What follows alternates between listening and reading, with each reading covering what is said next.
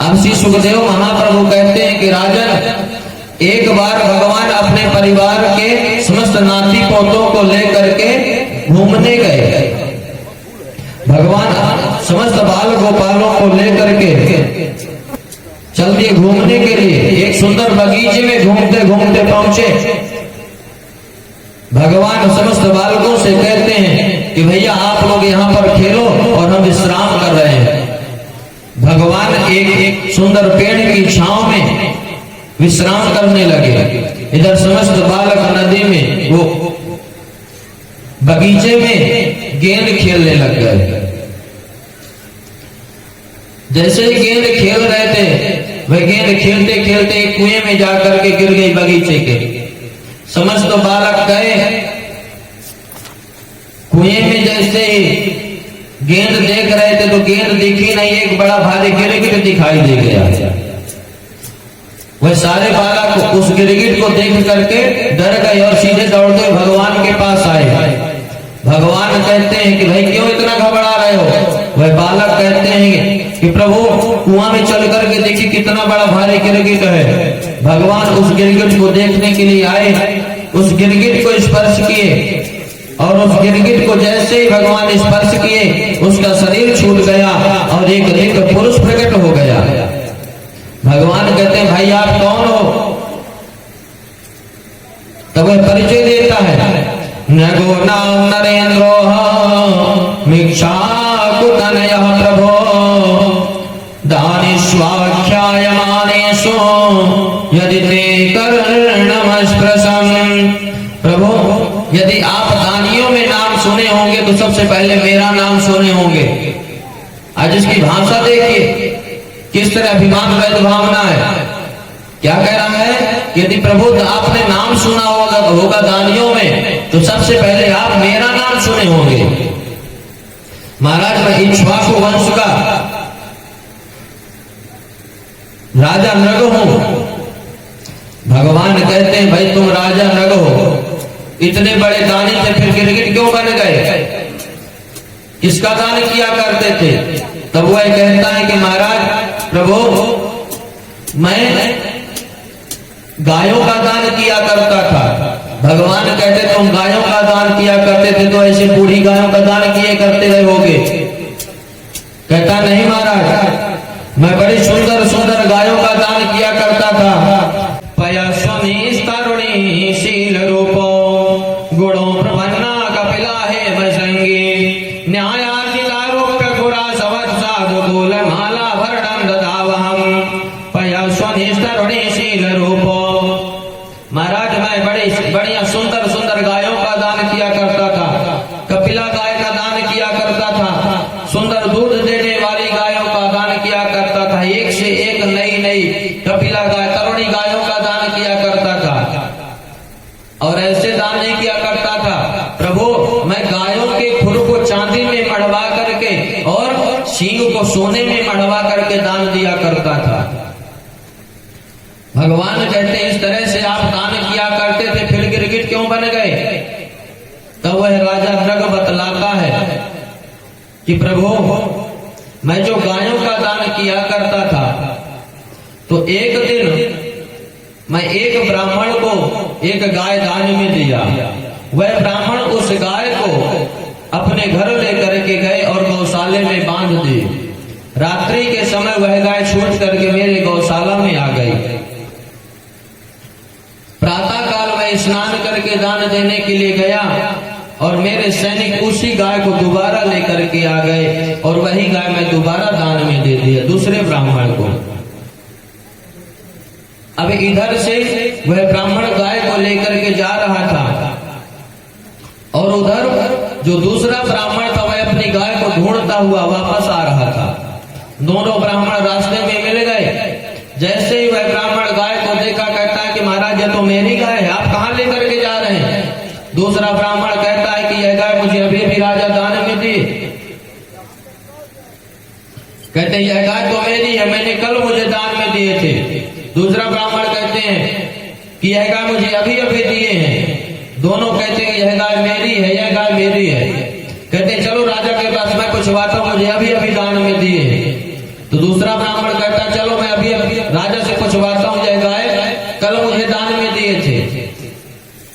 इस तरह से दोनों ब्राह्मण गाय को लेकर के पुनः राज दरबार में आए।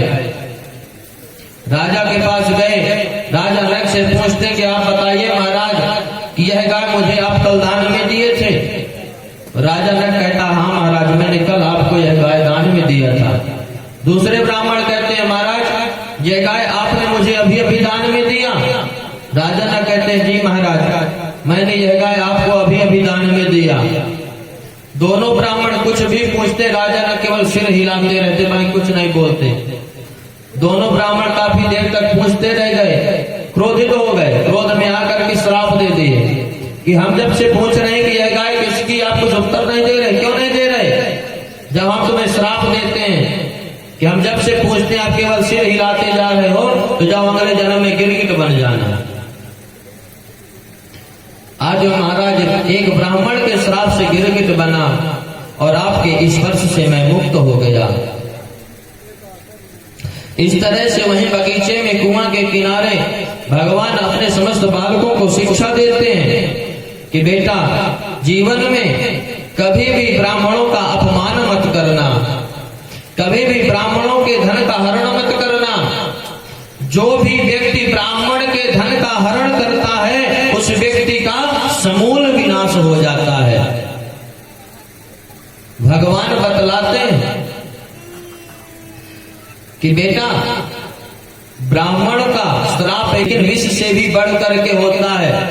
जैसे एक कोई व्यक्ति विष खा लेगा तो केवल वही व्यक्ति मरेगा जो व्यक्ति विष खाएगा, लेकिन जिसे ब्राह्मण का श्राप लग जाएगा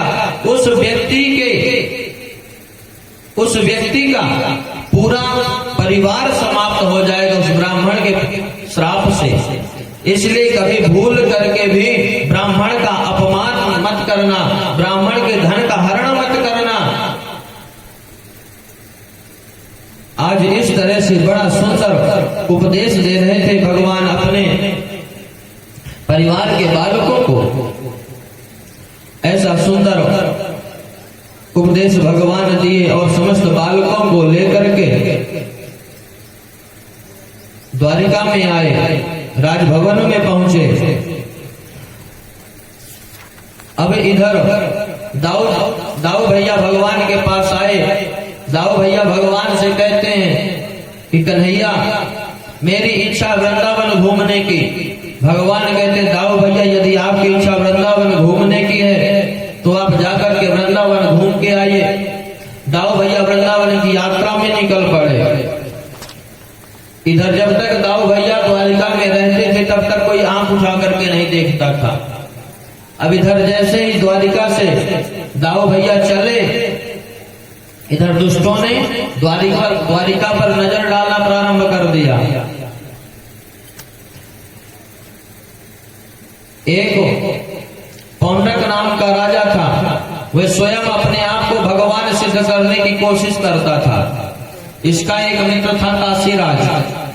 वह पौंड्रक को भड़का रहा था कि तू भगवान बन, मैं तेरा पुजारी बन जाऊंगा और जो भी रुपया पैसा माल खजाना आ जाएगा हम दोनों आधा आधा बंटवारा कर लिया करेंगे। मैं तेरा खूब प्रचार करूंगा, खूब चढ़ावा आएगा। पौंड्रक को यह बात अच्छी लगी। पौंड्रक ने भगवान का रूप बनाना प्रारंभ कर दिया। पौंड्रक एक नकली गरुड़ बना लिया, अपने शरीर में 2 नकली हाथ लगा लिया और उन हाथ में शंख चक्र गदा पद्म सट कर लिया। आज भगवान का पूरा हूबहू स्वरूप बना लिया और उसका गरुड़ सचमुच में आकाश में उड़ता था। उसके हाथ में चक्र सही सही घूमता था। अब पौंड्रक कहता है कि भाई मैंने स्वरूप तो बना लिया, अब तू प्रचार कर। वही काशीराज उसका मित्र प्रचार करने लगा। कहता भाई आजकल हमारे यहाँ खुद पौंड्रक वासुदेव भगवान आए हैं, चलो चल करके उनका पूजन करो, उनका दर्शन करो, उनकी आरती करो। आरती होती तो आरती सब लोग गाते हो जय पौंड्रक वासुदेवाय। पूजा करते तो पौंड्रक वासुदेवाय का जाप करते। इस तरह से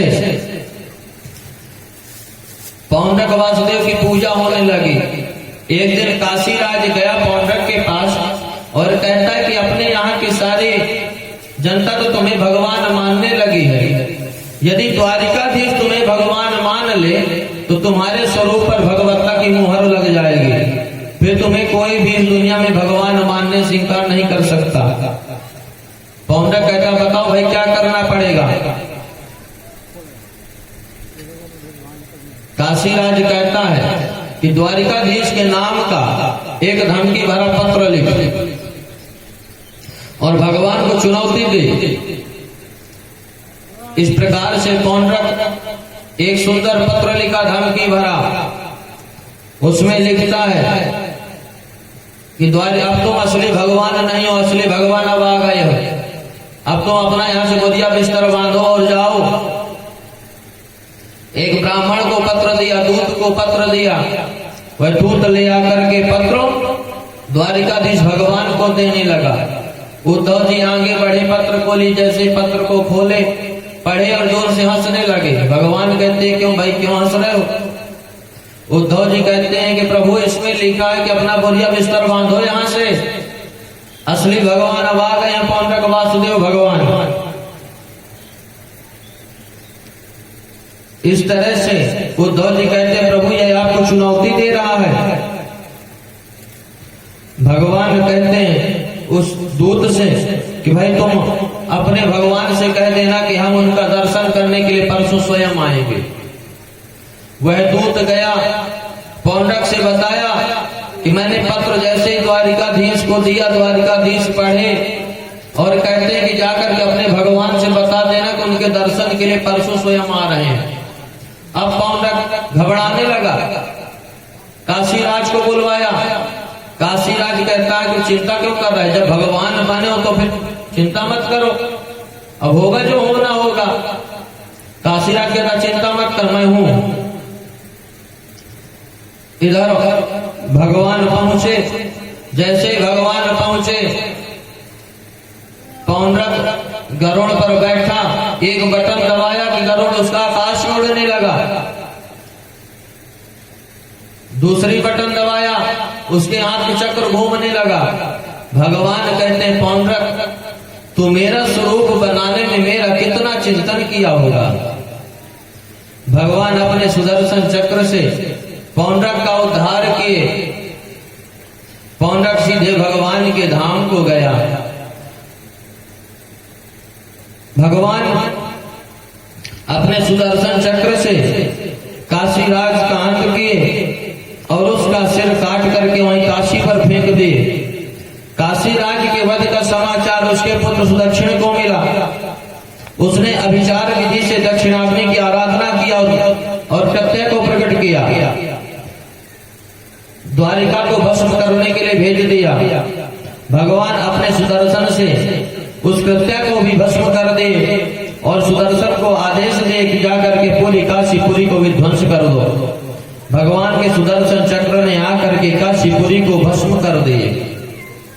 इस तरह से श्री सुखदेव महाप्रभु राजा परीक्षित को भगवान के ऐसे अद्भुत बल और पराक्रम की चर्चा श्री सुखदेव जी राजा परीक्षित को सुना रहे हैं।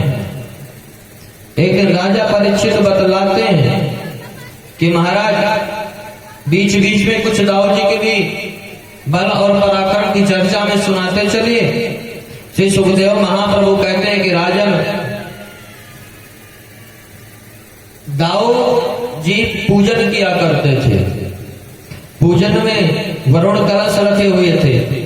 एक द्विविध नाम का बानर आया, दाऊ जी के पूजा स्थल का वरुण कलश आकर के फोड़ दिया। दाऊ जी को बहुत क्रोध हुआ। दाऊ जी अपना हल और मूसल संभाले और उस द्विविध नाम के बानर का संहार कर दिए। राजा परीक्षित कहते हैं कि प्रभु ये द्विविध नाम का बानर था कौन? श्री सुखदेव महाप्रभु कहते हैं कि राजन ये द्विविध नाम का बानर रामातल में वानर राज सुग्रीव का सचिव हुआ करता था। इस तरह से श्री सुखदेव महाप्रभु राजा परीक्षित को दाऊ जी के बल के बारे में बताए, पराक्रम के बारे में बतलाए।